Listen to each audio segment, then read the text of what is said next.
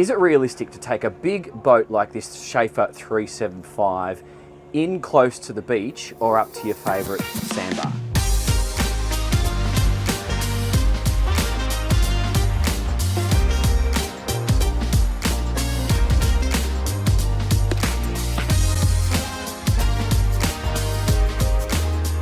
So we're going to test exactly that. We're going to take this big boat right up into the shallow water and see how difficult it is to back it up to the sand and enjoy your day. But because we also have access to a diesel powered version of the same hull, we're going to do a bit of a comparison. We'll take the boat through its paces and then we'll finish up with the sandbar right at the end of the video. Keep watching. So this boat has got 300 horsepower, it's got more fuel capacity, and also the weight is further aft because I've got the outboards. Marley, you've got inboards and your weight is a little bit further forward. So why don't I give you this camera, stick that on your neck, and then let's talk to each other on the radio, and you accelerate the diesel stern drive, I'll accelerate the petrol outboard, and we'll talk to each other about what we learn. Let me help you with that. Pull that out, stick that on your neck so everyone can come along with you. Stick that in your pocket. Cool. Let's test this out together. We'll talk on the radio and see what we learn. Let's go. Done. All right, I'll line up on your port side, Dan. Sounds good, Marley. And I reckon what we should do is accelerate up to 20 knots. We'll talk to each other about what we learn, and then let's go to 25, 30 knots, see what you max out at, and then I'll see what I max out at. How about that? Sounds like a plan. Copy. Let's rock and roll, mate. I'm ready when you are. Let's go. Okay, 300s. I've got a little bit of trim tab down, guys. I'm just going to accelerate, get the boat up to 20 knots. So here on the initial acceleration, I do feel that extra weight at the back of the boat, but I'm already at 20 knots, so I'm really getting up and out of the hole quite nicely. Now I'm going to feel the trim a little bit. Okay, so I've got some weight in the back on the left of the boat, so I'm going to just trim that out and settle down to 20. So Marley, it looks like I've got a lot of power to accelerate with. I was at 27 knots before I even realised. I'm slowing down so you can catch up. You're a rocket ship. Hey, let's go to 25, 27, see how she feels. Roger. So that's me at 25. Once I'm out of the hole, I'm pretty nimble. Yeah, for me it feels like on initial acceleration I just want to give it more juice, but now at 25 knots she's trimmed out nicely and I'm sitting at 4,200 revs there and 25 to 26 knots. What do you have?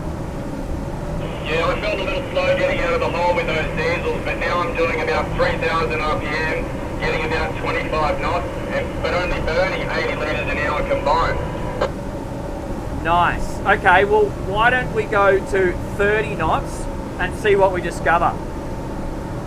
Copy, up to 30 knots.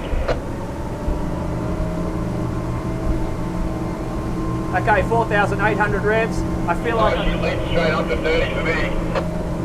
Yeah, no problems for me too, and I want to get rid of all my trim tab now. Why don't you go full speed, see what you can achieve, and then I'll do the same. Okay, yeah, I'm doing 30 knots, 32, 3,300 RPM, getting 92 litres an hour, and now I'll firewall it.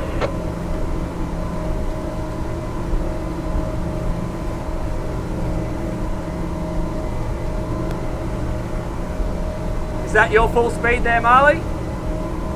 I'm full hammer, I'm doing 35 and climbing at 3,700 RPM, doing 127 litres an hour. Okay, I'll do the same. Watch this. Straight through 5,500 revs, 37 knots and climbing. I'm going to do a little bit of engine trim up. 5,841 knots already. This thing's a bloody rocket ship. I got people on board. 6,000 revs, 42, 43 knots. Wow, this is awesome. I reckon 43 knots is my top speed. I'll slow down there. Let's go into a turn. You join me. Copy, I'm still flat stick getting 36. Nice ones. Let's try and give everyone a nice view of the city, this beautiful place, Florianopolis, Floripa as it's known to the locals. Alright, I'm off your port side, let me know when you want to turn. Okay, I'm going to bring it back to 27 knots and I'll start turning in 3, 2, 1.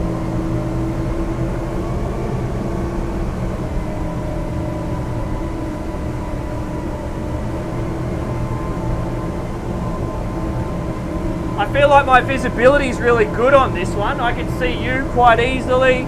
I can see where I'm going. I don't even have to shift my body too much. Yeah, I'm leaning into starboard here. I can see you out my starboard window, but I've got great visibility forward. How's the noise levels for you? Actually, probably not as bad as I thought with the diesel. They're actually quite quiet with the RPM.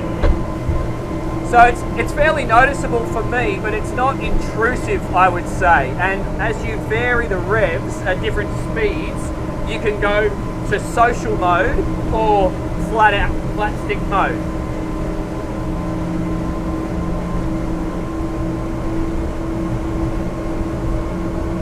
All right, that was a lot of fun, Marley. I reckon you jump on board. Let's take this thing to the beach and put it through her paces. What do you reckon? Sounds like a plan to me. I'll peel right, you peel left. Go.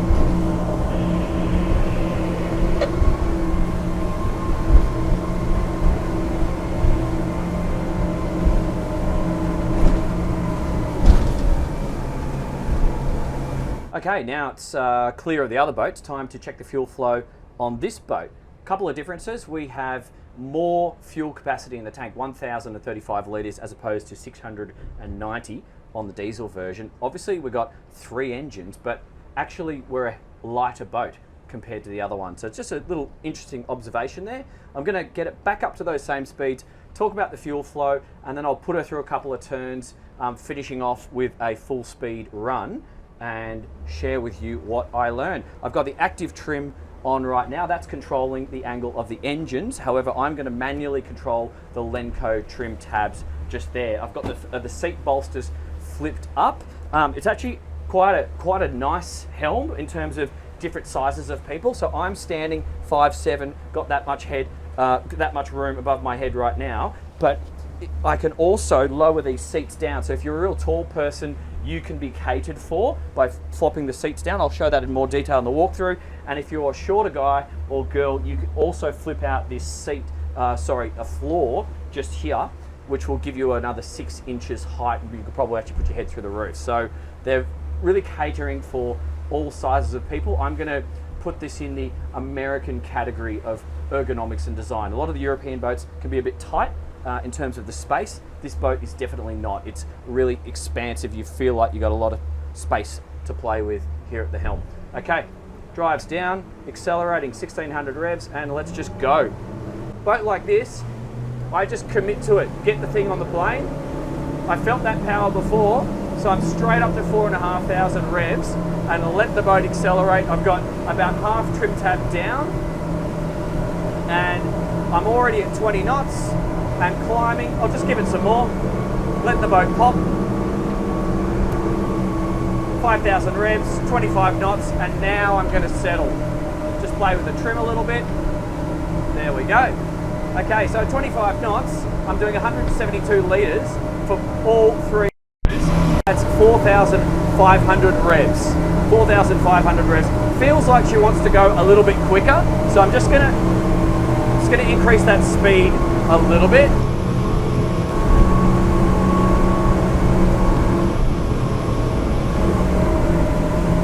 Four 4,700 revs, 28 knots, 160 litres consumption at that speed, 27 knots.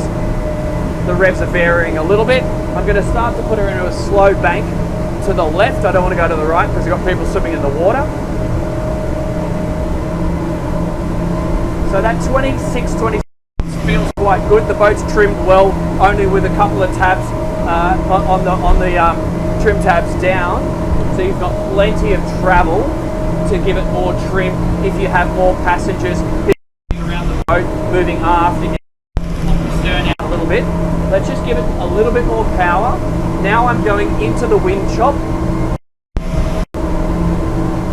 Feels good, feels dry, not much swell or waves to speak of around here, so I can't give you that sort of a test. 4,700, 4,800 revs, still on 27 knots. Let's give it a bit more. 5,000 revs, 5,000 revs, 211 litres consumption, giving me a speed return of 29 knots. Now I'm going to turn downwind and I'm going to start to increase that speed. Just going through a couple of little waves. With the sunroof open, I'm going to have epic visibility on this port side turn. With the sunroof closed, I just need to drop my head a little bit, but that door is quite good because it's the angle of the glass allows you to see relatively well. So 29 knots, 5,000 revs, sitting on around about 200 litres consumption. Let's give it some. Using the active trim here, guys, not trimming manually. 5,500, 5,600, got some waves, 36 knots straight away, more power, 37, 38 knots. I'm in waves, not flat water, 293 litres consumption, so we can call it about 100 litres per engine at wide open throttle, which is now over the 40 knots in waves. We saw 43 before, so we know that's totally possible. Awesome. So, really fast speeds possible. Let's just see what your fast cruise at, say, 35 knots would be. If you sat on 5,100 to 5,200, now you're going to get a speed return of 33 knots and a consumption of 220 litres. Awesome. All right, I think it's time we take her into the beach, practice some anchoring and see if we can take a big social boat like this right up to a beach and avoid having to anchor out far like everyone else does. Let's do it now. What we're going to do here is we're going to practice spinning the boat around, dropping the anchor, and then coming up with tension on the chain, reversing into the beach, so you guys can have a little demonstration on how practical this can be done. First thing we did is we selected a suitable location. So you guys I want you to pay attention to the calmness of the water and basically the fact that there is no choppiness on the water right now. It is completely calm. That's quite important. Be aware of any tidal flow or tide in the locations that you attempt to do this. So just be super cautious before you go and attempt something like this. Make sure there's no rocks in the area that you're trying to do it. Test your anchor and prepare a stern anchor as we have done. So what we're going to be doing, once our bow anchor goes down and we are confident that it's catching in the sand, we're going to reverse and then come back with tension on that chain. And then as we enter the shallow water, Marley's going to be trimming the motors up bit by bit so they are well clear of the bottom. And then when we're confident that we're close enough to the shore, Mark is going to deploy the stern anchor. So this is depending on the size and style of boat, it's a two-person job most of the time.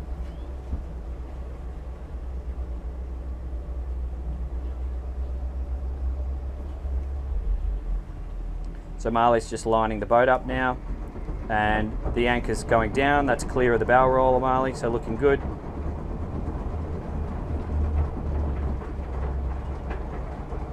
So now Marley's going to start to think about the direction of the boat. That looks like the anchor's just gotten a little bit of tension on the sand there, and that's digging in. We've got 45 degrees angle on the chain, and he's trimming the motors up now, and a little bit of a combination of engine trim up and anchor chain down is what's going to get us into the beach. I'll just keep doing the talking because Marley's going to be using a lot of brain power right now. And looking good, everything's looking good, you're under control there. And I've got a nice little overhead watch here for any dangers. Everything's clear.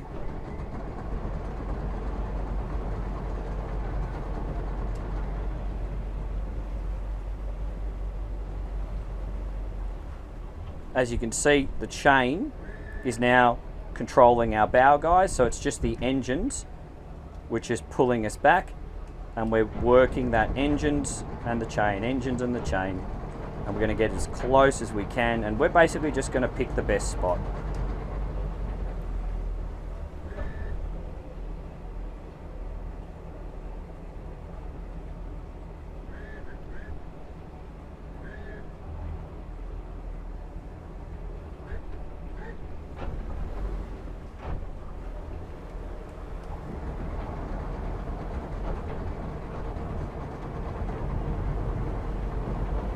So Marley's using the joystick here as opposed to the engines.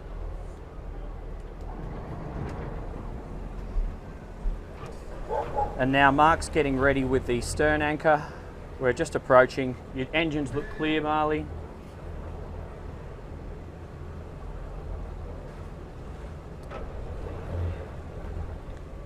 So we've got our engines nice and trimmed up here now. So we're still in a metre plus of water, and we can just walk this thing in bit by bit.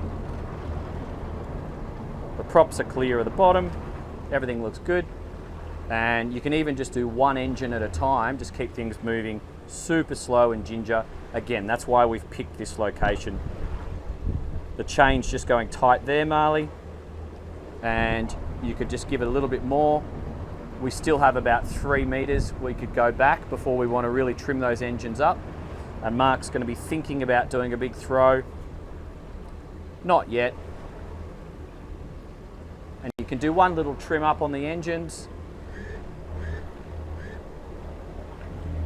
And Mark, I reckon you think about getting a throw. So nice big throw, make sure the anchor is clear of the boat. Nice. And let's get some tension on that. What we'll do, we'll just give it a little so we can start to control. Okay. That's good there, Marley. We're secure. So I hope that was useful, ladies and gents. If you get value out of these videos, don't forget to subscribe, get on Support the Patreon, and share it with your mates. That's the best and the freest and the most widely available thing to all of you, so I do appreciate it. So, Marley, mate, Dan, thank you for making this possible. That's not often that I get 2 boats and be able to stitch. That was a lot of fun, wasn't it? Totally. Got some shots. Just to be able to stitch it together last minute. 2 boats, same hull. This one, more fuel, the other one a little bit heavier, inboard stern drive, outboard triples. Like, there's pros and cons for everyone. But yeah, there is. What do you see with the stern drives? Was interesting that the diesel stern drives obviously got a bit more life in the engine themselves. Yep.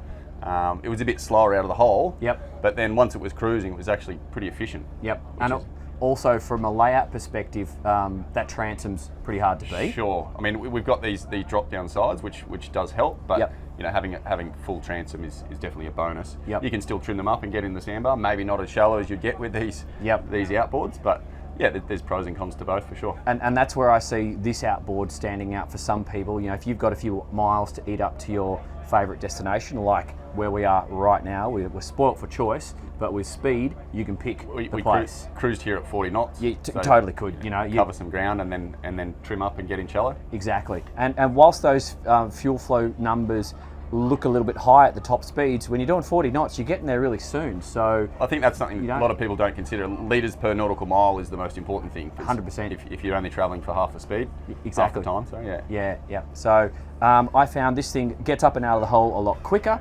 You really do notice the acceleration, and then you settle it down. She really wants to sit that 27 knot range. And she's nimble, sporty, but not too nimble and sporty. You know, we did have 5 people on board, so it was a true test. And you know, you don't have to be over trimming the thing with the trim tabs just to stay on plane and stay steady. No way. We have plenty of power to sit, run nice and flat. Yep. She's 20 sort of 7 started to level out. Yep. And then it just sort of sticks there. Yeah. Which was nice. Yep. But I think it's also important, like this. Every boat's a little bit of a compromise, but this sort of ticks a lot of boxes along the way, you know? Yeah, it sure does. And look, if just focusing on this boat, and we'll wrap it up here, I think the ability to come to the best spot where everyone wants to be. You know, what do? We anchor our boats out there, then we swim into or tender into the beach. Yeah. We'll just come straight here on this thing. Straight into it. And hopefully now you know it's possible. And on a boat like this, with a little bit of pre-planning and management by you and preparing your crew, it's totally doable. So this is the sort of thing you should think about. And on a boat like this, under 40 feet, it's an achievable package. I reckon it's a good piece of kit. And easy to do as a family, right? Yeah, 100%. So I'll pop a link up of some competition on the screen right now. Feel free to watch that and see how you want to compare it with some of the others out there in the market. I reckon it's a good bit of kit. Don't forget to subscribe. My name's Dan Jones. Marley, thanks for making an Absolute appearance. pleasure, mate. Good on you, Thank mate. See you on the next one.